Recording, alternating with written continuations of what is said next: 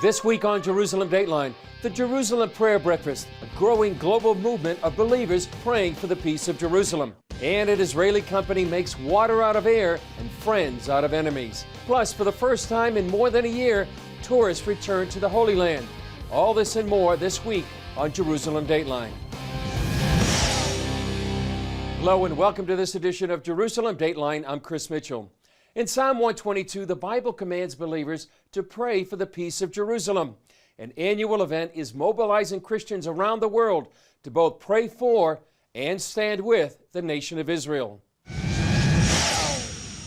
Dear Father, we pray for the peace of Jerusalem. We pray, Lord, for just your blessing over Israel. Father, you are a good God, and bless this country. Jerusalem Prayer Breakfast exists to call the nations, decision makers, to pray for the peace of Jerusalem, to unite their efforts to bring their embassies to Jerusalem. The three-day event was held just weeks after an 11-day war with Hamas and an unprecedented surge of worldwide anti-Semitism. Knesset member Matan Kahana hosted the prayer breakfast and called on Christians around the world to join in. To stand in the gap to support Israel and pray for the peace of Jerusalem. Today, as the world is changing rapidly, we need the prayers and the support of our Christian friends as never before. Sometimes the Jewish people feel very despondent about the scenes that we see around the world, anti-Semitism cloaked as anti-Zionism, but we know that we can count on one community, and that is the evangelical community, to always be by our side, and that's a very significant thing for us. Israel's President-elect Yitzhak Herzog, former Secretary of State Mike Pompeo, members of Congress, governors, and other leaders around the world addressed the delegates. The president of Honduras made a special announcement. My mission will be to officially inaugurate the opening of the Embassy of Honduras in the eternal capital of Israel, the city of Jerusalem. Last year, the COVID pandemic forced the Jerusalem Prayer Breakfast to go online, where they say it reached 1.5 million people, and they expect even more this year. That's 1.5 million people who knew better last year and now this year how to pray. I think that the Jerusalem Prayer Breakfast helps mobilize and ignite or fan even further into flame a wonderful prayer movement, not just in Israel, but all over the world. Since it began in 2017, the Jerusalem Prayer Breakfast reaches worldwide, from Australia to Africa and the U.S. I believe that this movement will go to every nation in this world that is open and want to accept, acknowledge the Bible and the Bible truths. I believe a major blessing can come to the nations of the world when they recognize the simple truths of the Bible. CBN CEO Gordon Robertson was one of the many leaders to address the Jerusalem Prayer Breakfast. Here's what he had to say. Hello, this is Gordon Robertson, the president of the Christian Broadcasting Network. Years ago, decades ago, back in the early 1970s, my father made a commitment to Israel that regardless of whatever happened, CBN, the Christian Broadcasting Network, would always stand with Israel. And over the past few weeks, we've seen incredible events happen there, and we want to send the message to everyone in Israel, everyone in the Christian world as well, that we continue to stand with Israel. We stood with you on the rioting on the Temple Mount, and we filed a news report showing that they had stockpiled, the Palestinians had stockpiled rocks and fireworks in that mosque, the Al-Aqsa Mosque, and we're using that religious site as a place to incite violence against Israelis. And that was the provocation that led to Israeli security forces trying to bring peace to the Temple Mount. We stood with you also at Sheikh Jarrah to show the real story behind what was happening in that neighborhood, The history that dated back to 1948, how before 1948 it was owned by Jews and not by Palestinians. And we had an interview with a Palestinian resident to show the real story of what happened. My father took the house from the Jordanian in 1956. There is agreement between Jordanian and UNRWA. Jordanian give the land, and the UNRWA built a 28 house for 28 refugee family. Back in the 50th anniversary of the reunification of Jerusalem, we stood with you to show the world the real story of the Six-Day War, the real story of the Battle of Jerusalem told by the combatants themselves, the members of the Israeli Defense Force who went into the city and for the first time said the Temple Mount was in our hands. And in that story, we told the real story of the Jordanian occupation of Jerusalem in 1948. In the end, 350 Jewish men were taken as prisoners of war. 68 people were killed, and 1,400 Jews were expelled from their homes. In the Jewish cemetery on the Mount of Olives, thousands of graves were destroyed. Headstones were used as building blocks for the Jordanian army barracks, and officers built latrines on top of the stones to defile them. 58 synagogues were demolished. Hundreds of Torah scrolls were burned. And for the first time in 1,300 years, Jews were denied access to their remaining holy places, including the Western Wall. After the battle, Colonel Eltel reported to his superiors that the Jews had been defeated. Only 4 days after our entry into Jerusalem, the Jewish quarter had become their graveyard. Death and destruction reigned over it. As the dawn of Friday, May 28, 1948, was about to break, the Jewish quarter emerged convulsed in a black cloud of death and agony.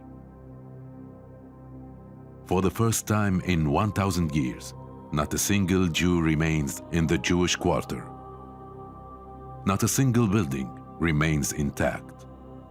This makes the Jews' return here impossible. And we know that with God, all things are possible. And with God, Jerusalem has become the unified capital of the modern state of Israel. As rockets were falling on southern Israel, we stood with you then, and we stand with you now. And at the end of our visit, our CBN News team experienced what it means to have a shelter nearby.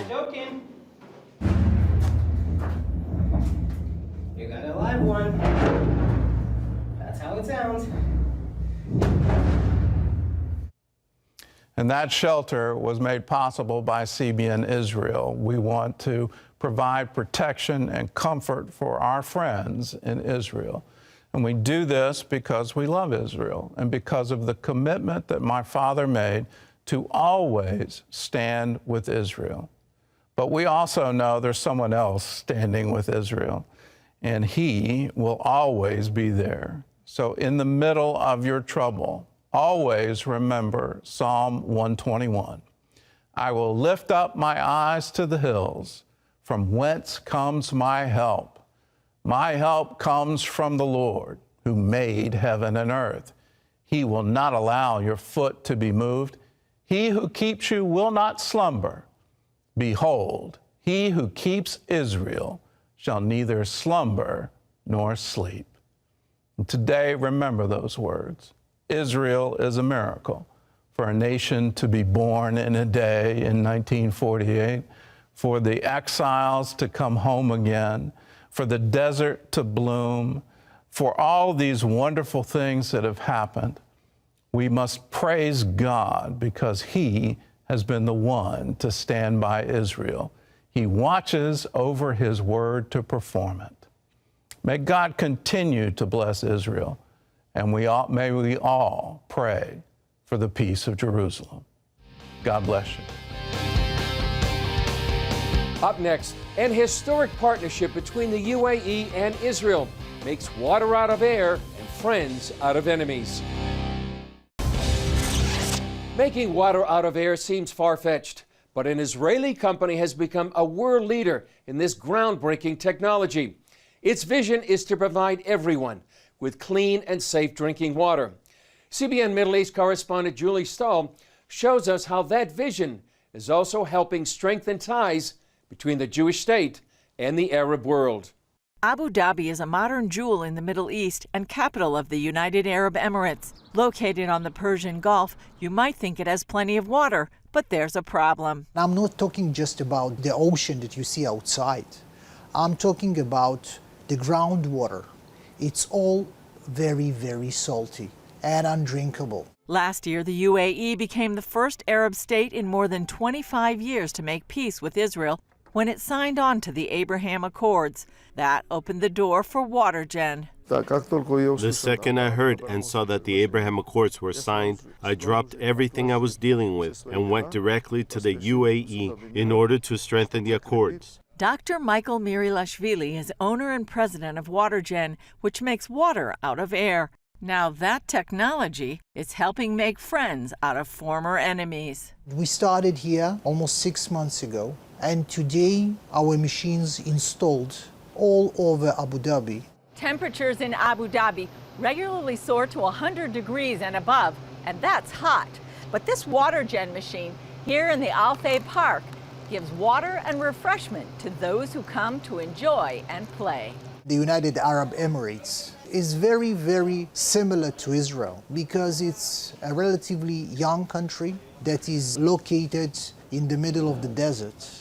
Now Watergen and the Emirati company Al Dakra Group have signed a landmark agreement for a water research program.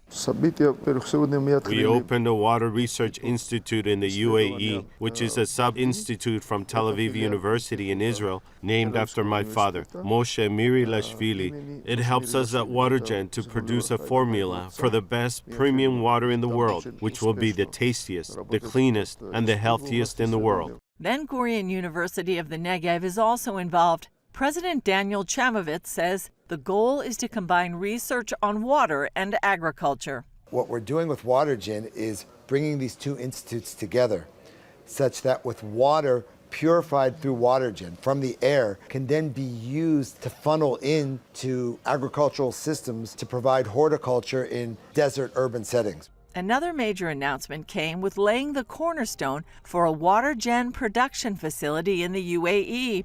It will provide products here for other Gulf states and Africa. They have a dream. Also, it's our dream and vision that the Abraham Accords impact not only the Middle East, but the entire world and demonstrate that peace, cooperation, and mutual respect are much more beneficial than animosity. While 70% of the Earth's surface is covered by water, only half of 1% is fresh water. More than 2 billion people don't have access to safe drinking water. That's where Watergen comes in.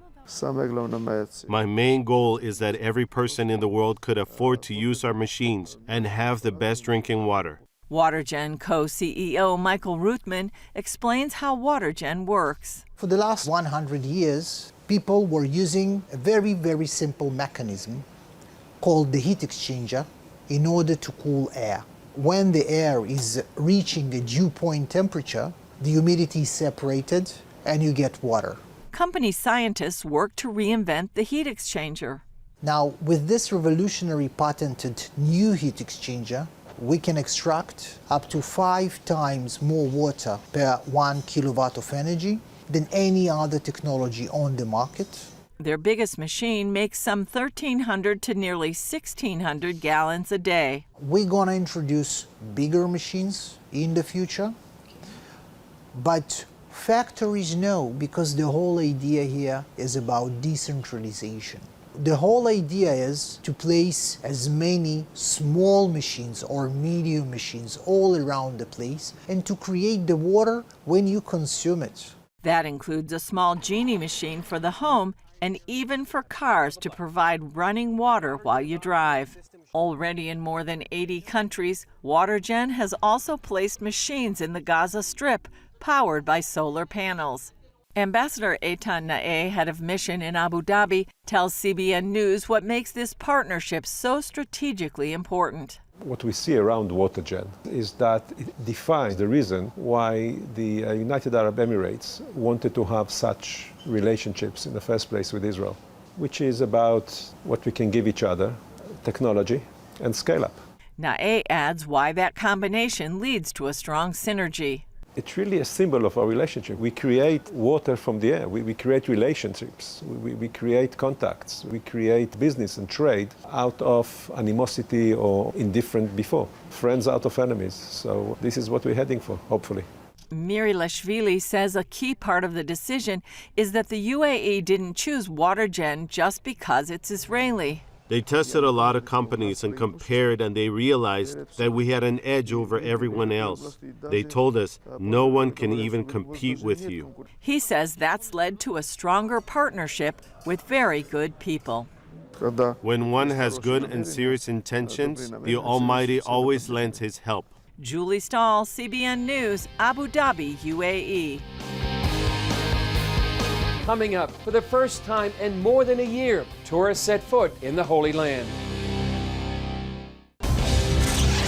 Israel is cautiously reopening its borders to tourists after more than a year due to the COVID-19 pandemic. As CBN News Middle East correspondent Julie Stahl tells us, the first group received a special welcome. Pastor Tom Zelt has led dozens of study tours to Israel, but this time his group held a special honor, the first group of tourists to return after the COVID-19 closures. We were honored in such a way that I didn't even expect to be greeted with flowers, escorted through the airport. We were welcomed really, really well by the Israeli government. Everyone's been incredibly friendly. It feels almost like they've given us celebrity status. It's humbling to be here and realize what a difference we're making. I know that our trip alone is not going to make that big of a difference, but it's a sign of the things to come. A pilot project allowed 20 groups of up to 20 vaccinated tourists each into Israel. That's already been expanded to bring another 1,000 visitors in groups by the end of the month, and now individual tourists starting in July. We at Israel Experts, we really feel proud and privileged to bring to the Holy Land the first tourist group after the very long coronavirus pandemic. Most of the people are vaccinated in Israel. We are back to normal. Members of the group had to undergo COVID testing at the airport, and all visitors must be vaccinated. I hope that soon we can work on a different system where people can come also that are not vaccinated. CBN News met up with Zelt and his students from the Concordia Seminary in St. Louis in Jerusalem's Old City towards the end of their trip. We are thrilled to be back in. It's exciting to be the first group in. Everybody has been wonderful and hospitable to us, and it's just great to get back to the place where God did these incredible things for us. Due to the recent 11-day war with Hamas, Zelt's group didn't know until the last minute if they'd be able to come, and some canceled, but 12 came. The conflict before we arrived really put us in an emotional roller coaster for a good week. So finally being here, it's a huge relief that it is open and free. We had some hesitation because of everything that was going on here, fear of safety, and I know my family was concerned. Despite the ups and downs, the trip is really about one thing. I love this place because it's authentic. The places that have impacted my faith and for my children, makes me emotional is that Jesus really lived here. Hassan Mata from the tourism ministry told CBN News in the year before the COVID-19 outbreak, Israel had some 4.5 million tourists. We are excited. We wish to see more people. We are working on that, getting more people here, and let's hope that people can come from the U.S. and from other countries also. Julie Stahl, CBN News, Jerusalem's Old City.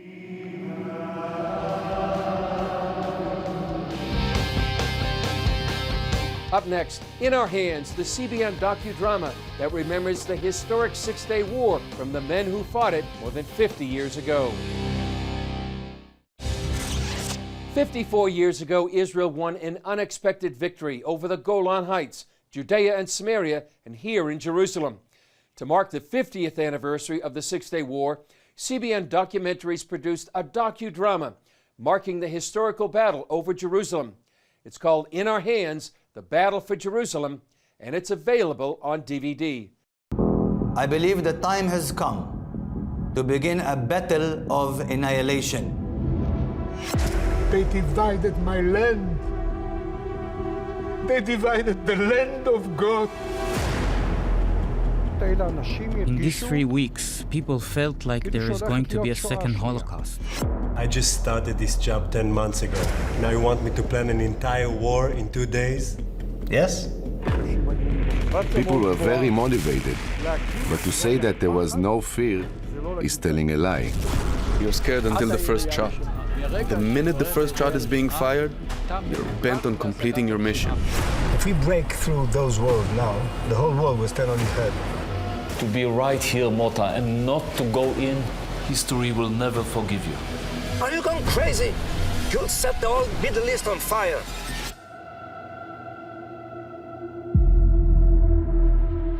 It's a powerful film. Again, if you would like a copy for yourself, church, or home group, go to cbn.com/inourhands. Well, that's all for this edition. Thanks for joining us. Remember, you can follow us on Facebook, Twitter, Instagram, and YouTube. And you can also access CBN content through our CBN News and other CBN apps. And don't forget to sign up for our email blasts so you can continue to receive all of our exciting CBN content. I'm Chris Mitchell. We'll see you next time on Jerusalem Dateline.